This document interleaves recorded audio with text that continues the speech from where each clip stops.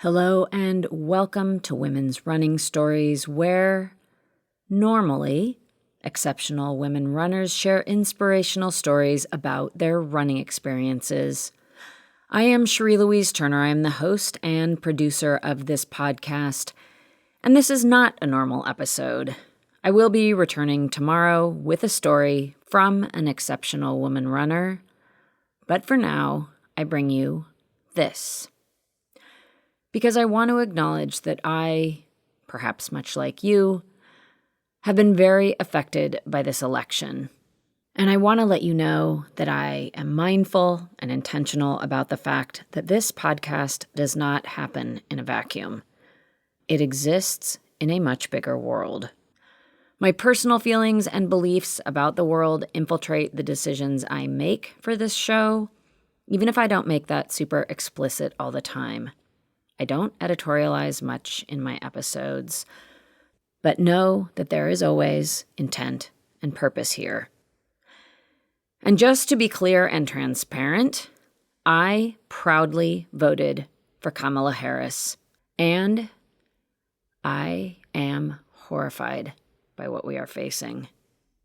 Also, I am white, and I recognize that the majority of people who look like me, including women, voted for a person who will never be my president. But for all of us living here in the U.S., that person is going to be our president again. And I have been and will continue to think through my place and my responsibility as a member of the demographic that made this a reality. I did have my moments last week of feeling numb and distracted, and that has quickly shifted to feeling the way I feel now, and that is that this is a call to action.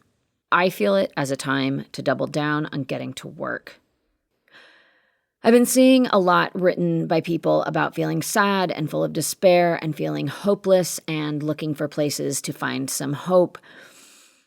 And for the most part, those are not feelings that I share. Because to me, especially when it comes to ideas like hope or hopelessness, that feels passive. And I'm not feeling particularly passive right now. I'm feeling a need to move, and move a lot, to act, to speak, and to learn. I feel a greater sense of urgency than ever to participate more in making the change I want to see.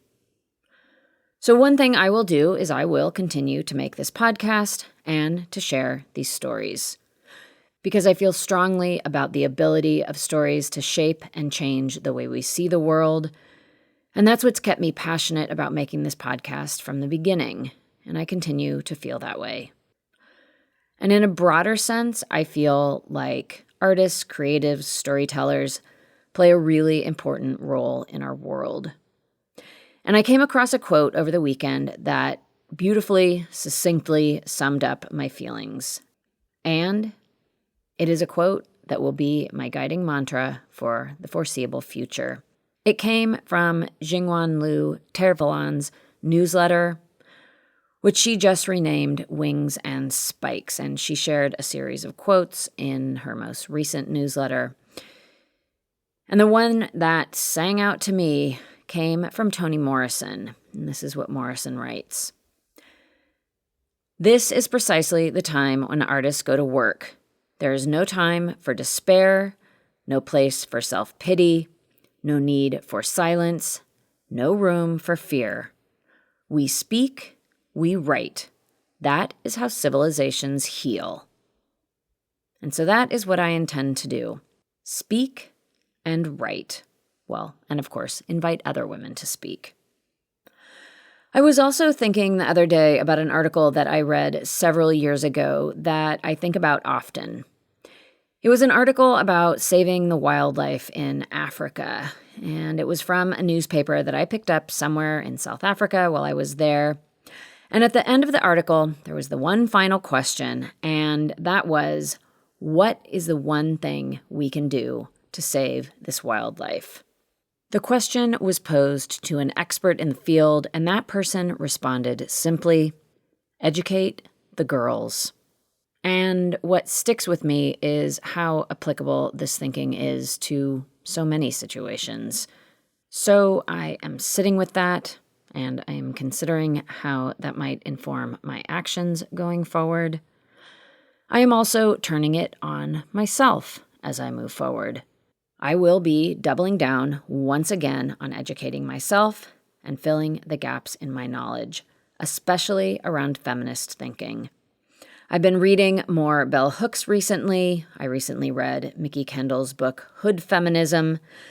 And as a subscriber to Allison Mariella Desir's Patreon, I've added to my list of reading materials based on her post-election suggestions, especially for white women like myself.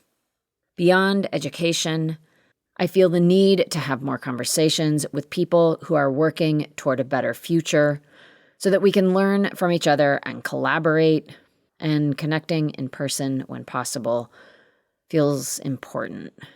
Along those same lines, I feel strongly about strengthening and further expanding my community bonds, and I feel very strongly about speaking out loudly. I don't know exactly what this is going to look like. It's definitely a work in progress, but I approach it with persistence at this dark, house on fire moment. And in addition to all of this, I will keep running because it keeps me strong and it keeps me healthy. It keeps my head clear and it keeps my nervous system regulated. And that all helps keep me moving forward with purpose and determination. This is Cherie Louise Turner. I am the host and producer of Women's Running Stories. You can tune in tomorrow for a regular episode of the podcast, and that will continue again every Tuesday. Thank you for being here. I always appreciate you listening.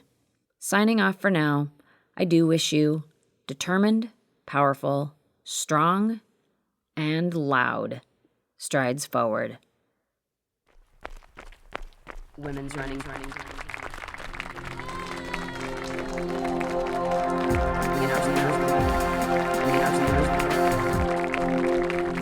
Women's running stories.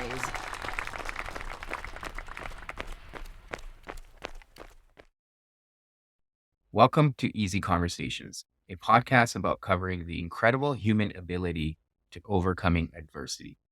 I am Furkan Dania. I'm a therapist and mental health advocate. Each week, my objective is to sit down with a guest and share their story of how they were able to find meaning and purpose through their adversity. These are conversations that we have deemed to be difficult, but they don't have to. Together, we can find a shared understanding. This is a podcast for everyone.